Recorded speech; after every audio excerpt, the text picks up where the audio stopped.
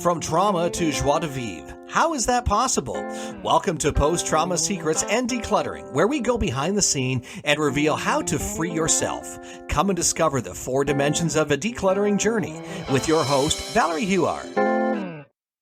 Welcome to Post-Trauma Secrets and Decluttering podcast. This is a season full of surprises. You will learn tons of story and information about holistic decluttering journey, about letting go of trauma and clutter, but also about taking back control of life and home. This season is particularly special because I share the mic with one of our extraordinary students. And I had the privilege to witness her amazing transformation, to see her take back control of her life and find peace and joy. I'm so grateful she accepted to interview me. As a church pastor, Reverend Tammy was trusted by her congregation to take care for them in their painful moment. And as she cared for others, she was living in her own painful story. At the age of 30, she was diagnosed with post-traumatic stress disorder, or PTSD, and found coping with life's simplest task was becoming difficult and taking more of her energy. She decided that nothing was going to take her life from her and began a journey of recovery and created the life that is thriving. Thank you, Valerie. Hello, and welcome to today's episode, where we are diving into a topic that touches all of us. Decluttering our spaces without falling into the trap of procrastination, where it's that pile of papers you've been meaning to sort through, or the closet that's bursting at the seams. We all know that clutter can be more than just an eyesore. It can impact our mental well-being and daily productivity. Today, we'll explore practical steps and motivational tips to help you start clearing out that clutter, making room not just in your home, but also in your mind for the things that truly matter.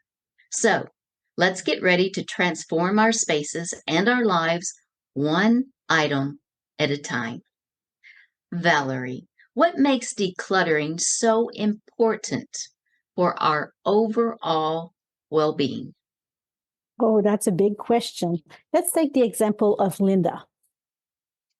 She was a busy professional who came home every day to a cluttered, chaotic apartment. The clutter was constant visual reminder of tasks undone, contributing to her stress and making it difficult to unwind after work. She decided to tackle her clutter during a weekend. Starting with her living room, she sorted through piles of magazines, old mails, and various items that she accumulated over time. But as she cleared each space, she noticed a significant shift in her mood and stress level. Her home became like a sanctuary where she could truly relax and rejuvenate. The physical act of decluttering helped her really create a sense of order and control, which extended to her mental well-being. She found that with each cleared surface, her anxiety decreased, and she felt more capable and calm. This example illustrates why decluttering is crucial for mental health, but it's not just about creating physical space, but also about clearing mental clutter, which can liberate us from feeling of overwhelm and fatigue. And I took an example that I said during a weekend. But depending on the level of clutter we have, sometimes it's not possible to do it in a weekend. So I was more talking about the journey of decluttering. Yes, Valerie. Yes, sometimes our journey to decluttering can take several months, even a year, and even longer. But that is nothing compared to being buried under it for maybe a decade or two. So it's well worth the time invested. So how does clutter affect our daily routines and time management? Oh, that's a really good question. Let's talk about John. John was a creative freelancer who worked from home, surrounded by a never-growing pile of clutter. His workspace was covered with unfinished projects, unfiled paper, and random household items. Every morning, he wasted valuable time searching for tools, documents, and even his computer mouse, which got buried under the mess. One day, frustrated by missing another deadline due to the chaos, John spent a full day organizing its workspace. He designed a specific area for work materials, for example, personal item, and a trash can. After decluttering, John's mornings transformed. He started his workday faster, with everything he needed at his fingertips. So his productivity soared, proving him how a clutter-free environment directly improved time management and efficiency in daily routines. So just by clearing like his desk, just the space where he works, that changed completely. So imagine when we clear a home, it's life transforming. Absolutely. It is life transforming. I can really relate to John and his predicament. I have a home office, and right now I'm taking some courses and I'm printing off a lot of material, and I don't always organize it right away. So I find it piled around. But if I take that time and I organize it, then it clears up my space. It's easier to work and my stress level goes down.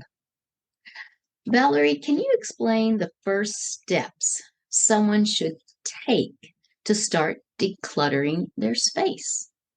Oh, that's a really good question. So let's talk about Sarah, okay? So she was overwhelmed by the clutter in her entire home. She didn't know where to begin, and she was just feeling, I can't do this. At the same time, she cannot continue having clutter.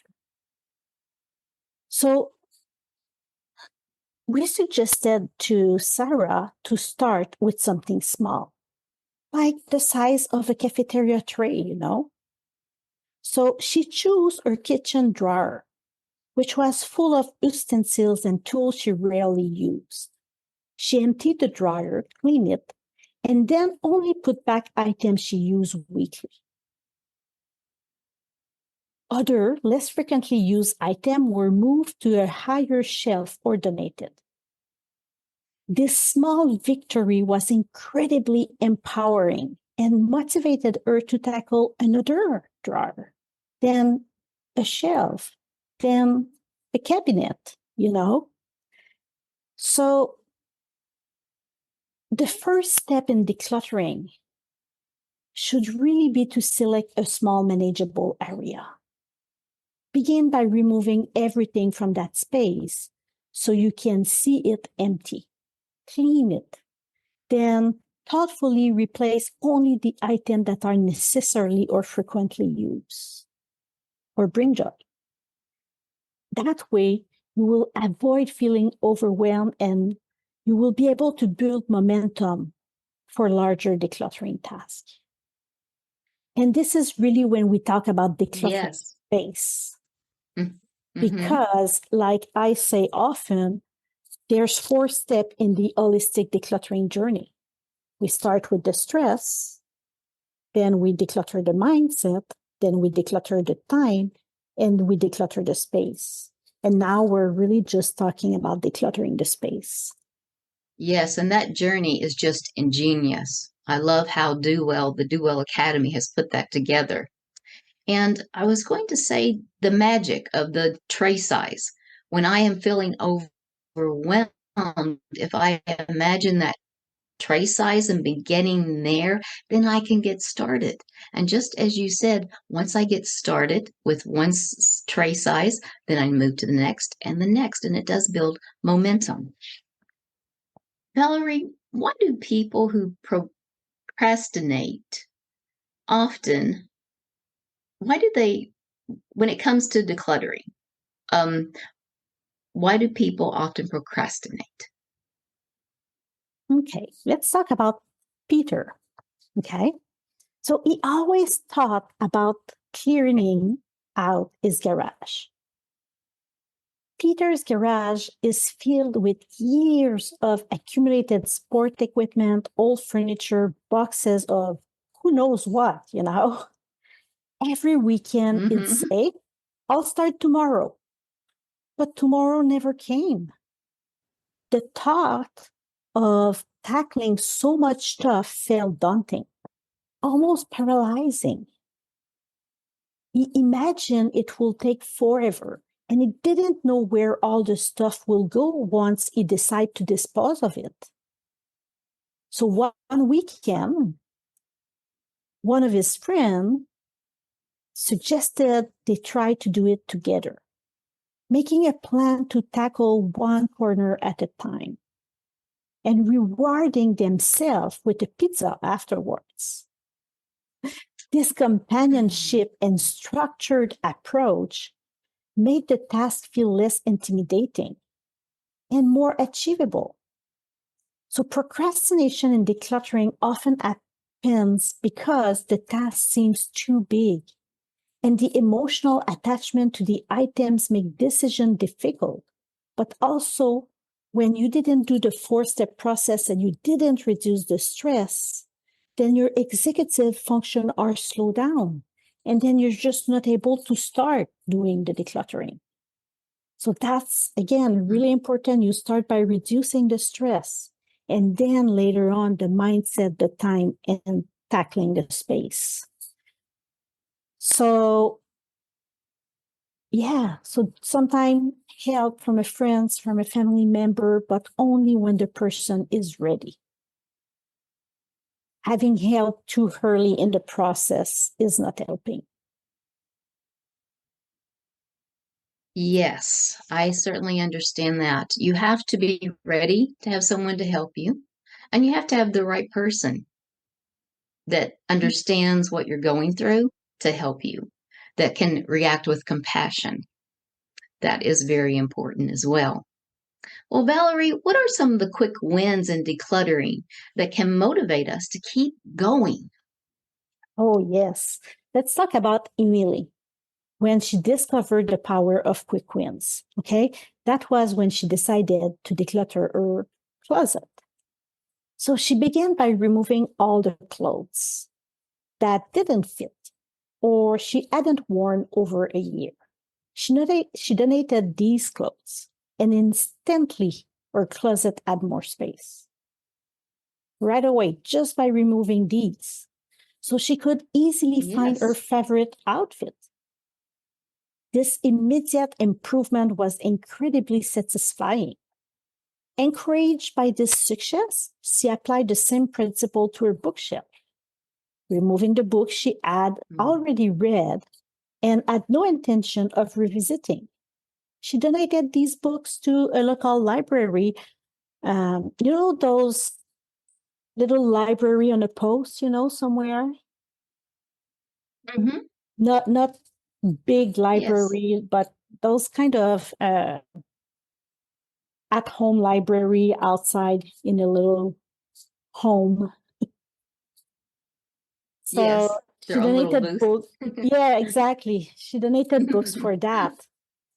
And that cleared her shelf, but also provided her a sense of giving back to her community.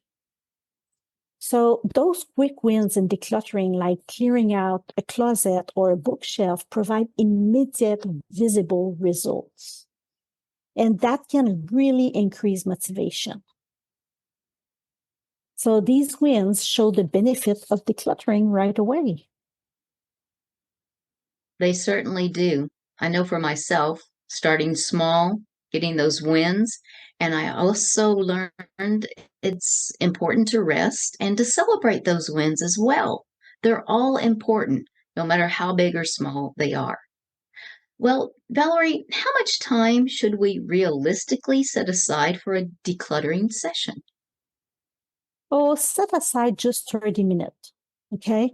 If you do more than that at the beginning, it will be overwhelming, or it will make you, let's say, clutter faster and back. So by starting with a short focused time, it's make enough progress that you don't feel overwhelmed. So yeah, a really little block, like 15, 30 minutes, maximum an hour, okay? So it feels manageable and doesn't interfere too much with your other responsibility. When I first started working with the Duell Academy, I called it the magic 15 minutes. I would feel so overwhelmed, but I was told just start with 15 minutes, and it made all the difference in the world. Valerie, what are some of the common mistakes people make when they start to declutter? Trying to tackle the entire house in one day and ending up exhausted, frustrated. That's a common mistake, is really trying to do too much at once. It's better to tackle decluttering in stage, focusing on one area at a time. This prevents burnout and ensure you don't get discouraged early in the process. And it also prevents, like I say, clutter is like a pendulum. If you clear it too fast, it will come back faster. So that's the most common mistake. Yes. Yes, that is such a good analogy, the pendulum. If you clear it fast, it comes back. And I know with being with the Duell Academy, having a supportive group to remind us of all these healthy ways of decluttering is so important. Valerie, how can setting small, manageable goals help in the decluttering process? I love that, because goals is a word that triggers a lot of people to go away. So let's take the example of Yes. Ben. Ben decided to set a Okay. goal to declutter one shelf per day in his living room. And these small, manageable goals make the task feel achievable and less daunting. So setting small goals, okay, and I reinforce small, helps keep the process organized and gives a clear sense of progress, which can be especially encouraging. It certainly can. I know taking a bookshelf, for instance, once I got that first shelf cleared, there were times I would go back during the day and just look at it and enjoy it because it hadn't been cleared in such a long time. Valerie, how do habits play a role in both the accumulation of clutter and the process of decluttering? Yeah, we are creature of habits. Okay, so either it's a habit of leaving the mail on the dining table, which eventually lead to piles of clutter, or changing the habit to sorting and filing mail immediately when we get it. The clutter stop accumulating. Both are habits. It's just that habits Yes, they are often the culprit behind clutter accumulation. But changing these habits can play a crucial role in maintaining a decluttered space or a tidy space. absolutely. Changing our habits. Valerie, once we've decluttered, what routines can we establish to keep our spaces organized? After decluttering his home office, Simon make a routine of doing a quick tidy up every evening before finishing work. Or like I do every evening, I just verify that there's nothing in my sink and my counter are clear in my kitchen. So this routine helps someone maintain the decluttered space.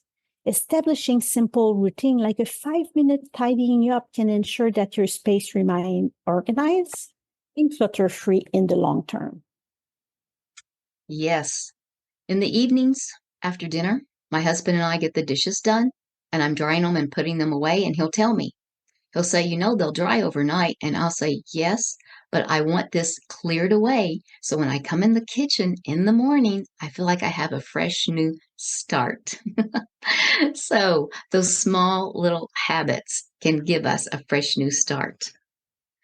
Well, thank you for joining us today for this transformational journey through the world of decluttering.